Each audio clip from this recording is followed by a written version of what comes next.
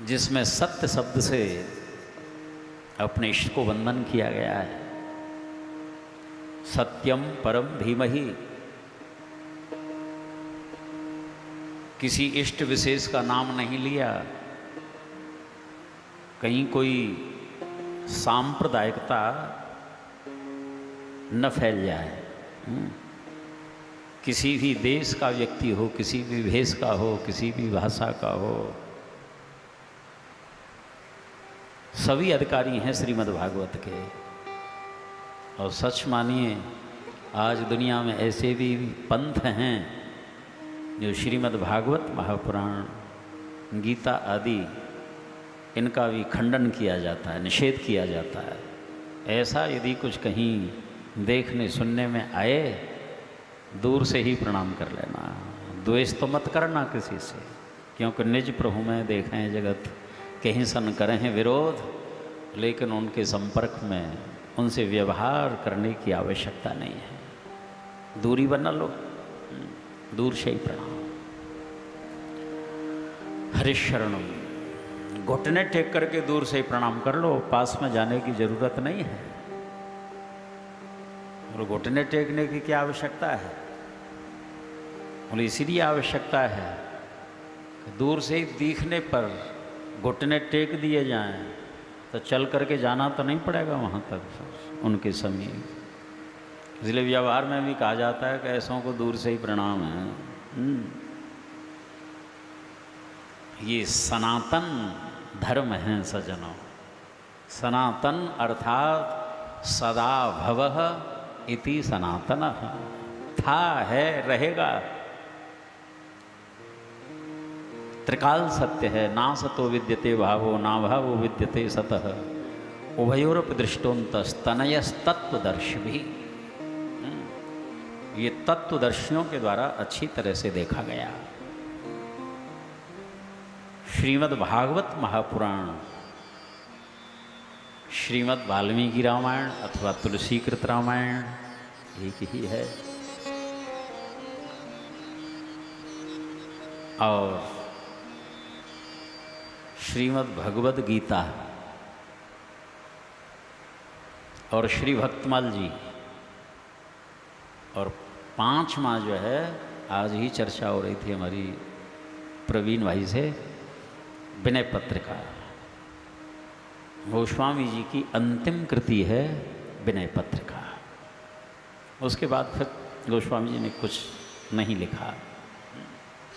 ये 5 ऐसे ग्रंथ हैं सज्जनों, निरंतर इसका सेवन करो। ऐसा अगाध रस, जितने डूबोगे ना, डूबते हुए ही चले जाओगे, लेकिन उसकी तह को नहीं प्राप्त किया जा सकता।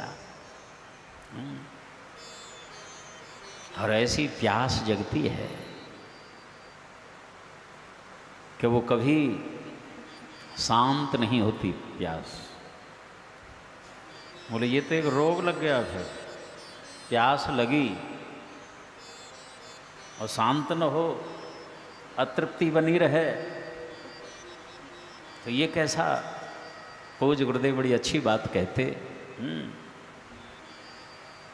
ऐसी प्यास हो जो कभी बुझे नहीं, और ऐसी अगाध जल राशि मिल जाए जो कभी समाप्त न हो। ये कैसा अनुपम सुख है सच में। ऐसा जन, ये भगवद रस ऐसा है कि इससे कभी कोई तृप्त नहीं हुआ, हो सकता नहीं तृप्त। इसको अनंत रस कहा जाता है। अखंड रस से बढ़कर के निर्गुण निराकार के जो उपासक हैं, अखंड रस है वहाँ पर, लेकिन सगुण साकार की जो उपासना है ये अनंत रस है। अनंत।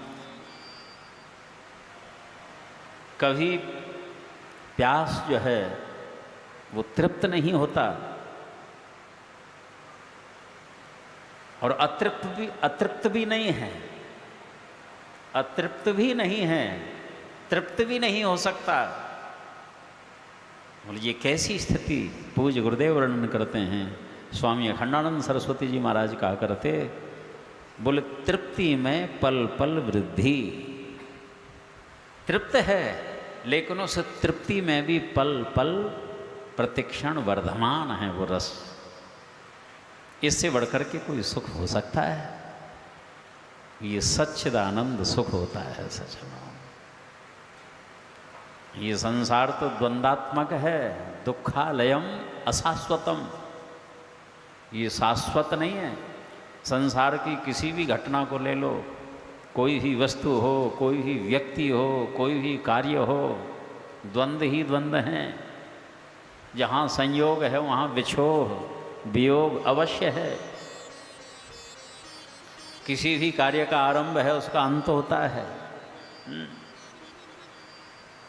कोई भी वस्तु हो सदा सदा के लिए नहीं होती, एक दिन अप्राप्त रूप में